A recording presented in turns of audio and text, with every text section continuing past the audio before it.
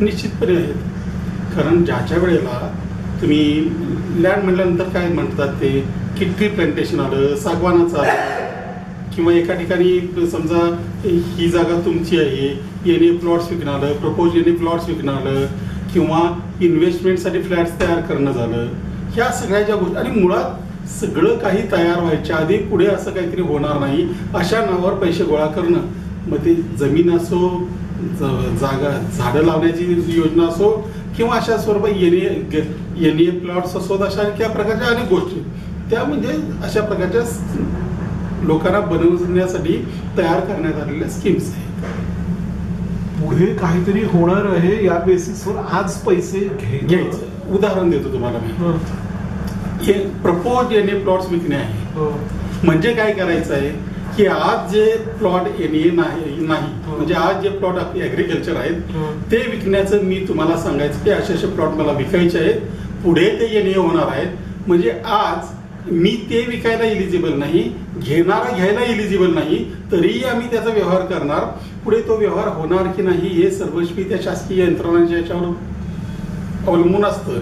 अशा स्थितीमध्ये आजचं जे काही आम्ही करतोय, दोघांमध्ये जी डील होतंय ते पूर्णतः चुकीचं आणि बेकायदा आहे. मुळात प्लॉट करण्यासाठी आपल्याकडे बंदी आहे, कारण आपल्याकडे तुकडेबंदी कायदा अस्तित्वात आहे, परंतु हे सगळे नियम धाब्यावर बसवून सर्रासपणे अशा गोष्टी घडत आहेत. प्लॉट्स विकले जात आहेत, घेणारे घेत आहेत, विकणारे विकतायत, आणि शासन मात्र या बाबतीत एकदम मुग गिळून गप्पा हे काही करायला तयार नाहीये.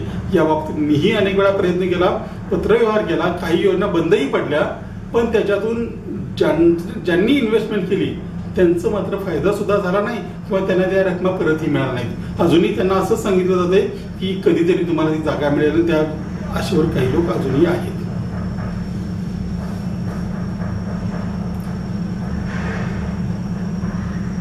पण प्लॉटिंगच्या सगळ्या स्कीम्स आहेत त्या सगळ्या स्कीम्स नाही म्हणा, जे असं सांगताय तुम्हाला पुढे पुढे आज काय होतंय की तुम्ही आपल्या याच्यामध्ये शेतीची जागा कोण घेऊ शकतो, जर तो शेतकरी असेल तर ती जागा घ्यायला तो इलिजिबल आहे. आज मी पुढे कधीतरी ती जागा शेती झोन होणार आहे म्हणून आज मी शेतकरी नसताना ती जागा विकत घेणं किंवा विकणं हा पूर्णपणे चुकीचा भाग आहे. अशा प्रकारच्या योजना प्रपोज नावाचा प्रकारच अस्तित्वात नसतो. आपल्याकडच्या शासकीय यंत्रणेमध्ये उद्या काय होईल हे सांगता येणं केवळ अशक्य आहे. म्हणजे propose any plot, propose farm house plots, propose आणखी काहीतरी, या गोष्टींना काहीही अर्थ नाही. ही शुद्ध फसवणूक आहे. ही कायद्यातून तात्पुरती काढलेली पळवाट आणि नागरिकांची केली जाणारी दिशाभूल आहे. ज्या प्रकारे ती ऑफर तयार केलेली असते त्याच्यामध्ये कायद्यातून पळवाट काढलेली असते. निश्चितपणे. मला एक सांगा, आज जर मी शेतकरी नसेल तर ती मला जागा घेता येईल का? नाही. भविष्यात ती नाशेती झोन होणार आहे, याचे दोन अर्थ निघू शकतात. म्हणजे ते जे असे विकणार आहेत त्यांना शासन यंत्रणेतल्या भ्रष्टाचार बाबत इतकी खात्री आहे की काहीही झालं तरी आपण आता केलेली डील उद्या लिगल होईल याची एकतर त्यांना खात्री आहे, किंवा समोरचा माणूस मूर्ख आहे त्याला संपूर्ण मूर्ख बनवण्याची, फसवण्याची त्यांनी मानसिक तयारी केलेली आहे. याच्यापेक्षा तिसरा अर्थ याच्यातून मला तरी दिसत नाहीये.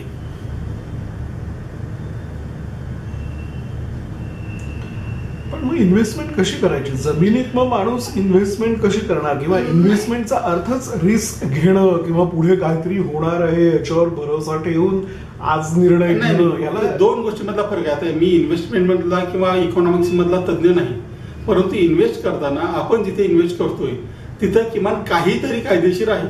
म्हणजे आपण एखाद्या कंपनीमध्ये गुंतवणूक केली तर ती गुंतवणूक ही इन्व्हेस्टमेंट आहे. कदाचित ती कंपनी उद्या भरभराटीला येणार आहे, त्यांचा व्यवसाय चांगला चालणार आहे, त्याच्यातून दोन पैसे मिळणार आहेत, या आशेवर मी केलं आणि त्याच्यात नुकसान आलं हे मी समजू शकतो.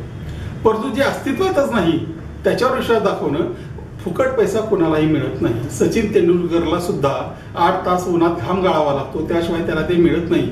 हे यांचं पोटेन्शियल टार्गेट कोण असतं की ज्यांना अनायासे किंवा अनाहूतपणे पैसा मिळाला आहे, त्यांच्या क्षमतेपेक्षा कुवतीपेक्षा जास्त ज्यांना पैसा मिळालाय, आणि ज्यांना खूप लोभ आहे. काही न करता योग्य मिळवणं हा भाग वेगळा, काही न करता प्रचंड मिळवण्याचा प्रयत्न करणं हा भाग वेगळा. काही न करता प्रचंड लोभाच्या भानगडीत जे पडतात असे लोक यांची टार्गेट असतात, आणि ते बरोबर वारंवार यांना फसवत असतात आणि त्याच्यातूनच अनेक प्रकारच्या स्कीम्स किंवा घोटाळे बाहेर येतात. दुर्दैव असं आहे की शासन बऱ्याच वेळा या गोष्टीकडे दुर्लक्ष करतं. किंवा आता लँड वगैरेचं सोडा, पण बाकी इन्व्हेस्टमेंट स्कीम्समध्ये शासन त्यांना वेगवेगळ्या मार्गाने परवानगी देतं, त्यांना मदतही करतं. परंतु ज्यांची लुटमार होते त्यांचं जेव्हा ते लुटमार झाल्याचा प्रकार उघडकीला आल्यानंतर त्या लोकांना, त्या इन्व्हेस्टर्सना मदत करण्याच्या बाबतीत शासन मात्र वारंवार अपयशी ठरतं. किंबहुना अनेकदा अशा बाबतीत ज्यांनी फसवलं गेलंय त्यांना जास्त मदत केली गेल्याची अनेकांनी अशी उदाहरणं आपल्या समोर आहेत. त्यामुळे वारंवार अशी फसवणूक होते, हजारो कोटींना फसवलं जातं आणि पुन्हा पुन्हा फसवलं जातं. त्यामुळे शासनाने याच्यावरती कुठेतरी गंभीर धोरण आखण्याची गरज आहे. सुप्रीम कोर्टामध्ये एक विषय आता प्रलंबित आहे, कालच्या मी माझ्या ब्लॉगमध्ये लिहिलं होतं.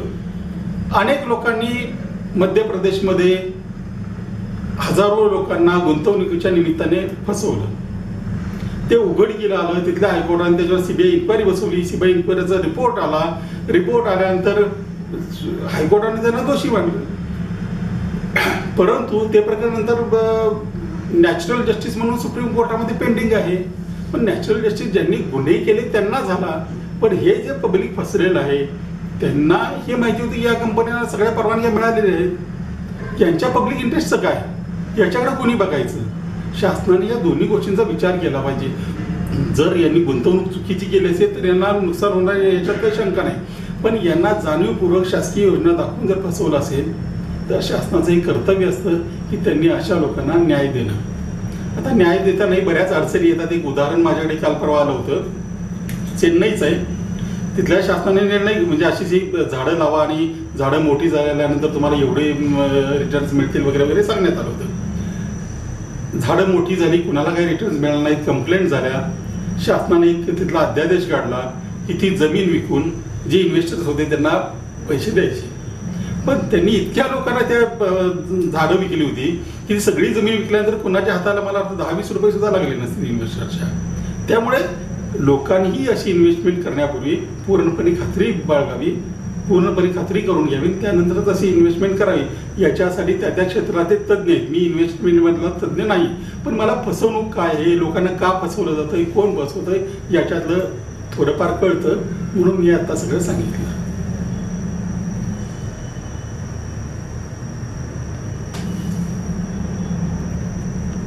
विचारायचं एवढं लक्षात ठेवा.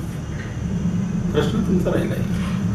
आज ज्या स्कीम्स, बंगलो प्लॉटच्या स्कीम्स म्हणून आज ज्या लॉन्च केलेल्या आहेत आणि जिथे लोकांनी बुक केलेलं आहे, तर त्या स्कीम्स शाबूत राहतील का, त्याच्यावर पण गव्हर्नमेंट ऑब्जेक्शन घेऊ शकेल? दोन गोष्टी. आता जर ते एनए ऑलरेडी झाले असतील तर मग त्याच्यावरती काही ऑब्जेक्शन प्रपोज येण्याच्या बाबतीत अनेक प्रॉब्लेम येऊ शकतात. एक तर मुळामध्ये ही जागा विकण्याचा कुणालाही अधिकार नाही, कारण शेतीची जमीन ही फक्त शेतकरीच विकत घेऊ शकतो.